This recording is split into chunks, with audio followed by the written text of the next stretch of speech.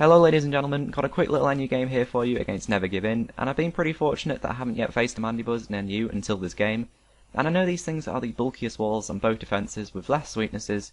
You know, at least with things like Bastiodon you have 3 very common weaknesses, 2 of which are quad weaknesses, but for Mandibuzz there is no such thing. The other threat on my opponent's team is going to be Gorbis, but if I play my Yena right I could potentially snatch that Shell Smash, or if things go south then I've got the Sucker Punch because Gorbis don't get any priority moves. On my team I've got Lead Beedrill, Specs Misdreavus, Startle Core, and then Sunny Day Simisear and Black Glasses Matt Yena, who is fast becoming one of my favourite NU pokes just because its capacity to sleep out of nowhere makes it such a big threat. So let's get into it. So regardless of what he leads with, Beedrill is the best lead for me because I can live any single hit with the Focus Sash, and he leads with Bravery, and I always just assume that Bravery's our choice Scarf, so I go for Tailwind thinking he would outspeed and knock me down to the Sash, so the next turn I could definitely outspeed it. But I outspeed anyway, and if Braveries aren't Scarfed and you don't see lefties, then you can assume that it's banded. So I had a couple of options turn 2. I could Endeavour, guaranteeing me the Bravery KO because he's locked on Brave Bird, and he will go down to the recoil. Whilst that might be immediately beneficial in the short term by taking down a potent attacker, in the long run Toxic Spikes is the better play, just because he doesn't have a Spinner or a Poison type, so Poison will help to wear down threats such as Behemoth and Gorbis. Also Poison ensures that if Carracosta has Sturdy, then it will go down after one hit. Finally, I have Tailwind up, so Banded Bravery is easily revenge killed by Matt Yena. Now he switches Bravery out here, presumably predicting Sucker Punch because he wasn't aware of Tailwind being active, as you'll see in a second. But this was a very questionable play because even if I go for Sucker Punch, the following turn without a Tailwind my Yena could still outspeed Behemoth and just fell it with a Crunch. Unless Behemoth was something like Max Speed, Timid Scarf, then that was a very unorthodox switch. And seriously, who would run Max Speed, Timid Scarf Behemoth? Even I wouldn't do that, that's just nuts. And he brings Bravery in now, which just confirms that he's not aware that Tailwind is active because we've already seen that he's banded, so there's no danger of outspeeding me. At this point I was all but ready for another Matt Yena sweep, however Fenton misses a 95% accurate move. That is just crazy, get your shit together Fenton.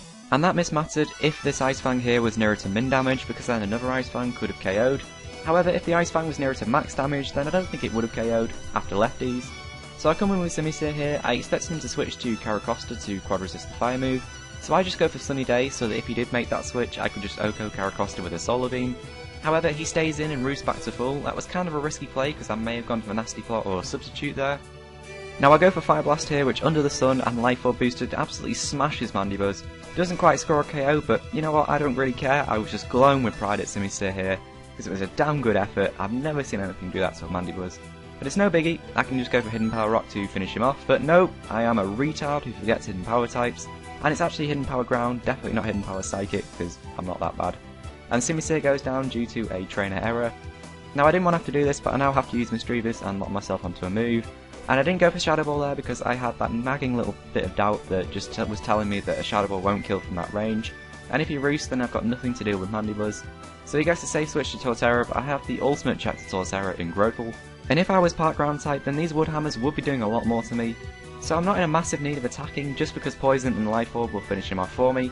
So I can safely go for Rocks before smacking him around a bit with Seed Bombs, and eventually finishing him off. And the Master has fallen, the Apprentice has become the Master, Grotle proves his dominance in this bloodletting survival frenzy that we call the Pokemon, sorry. So I have a check for Gorbis in the form of Staryu, and as I mentioned in my previous video, a potentially dangerous Pokemon who has Shell Smash is being whipped down by Toxic, putting a timer on his survivability. And this is a good example just of how well Staryu and Grotle work together just to resist each other's weaknesses and also to resist common threats.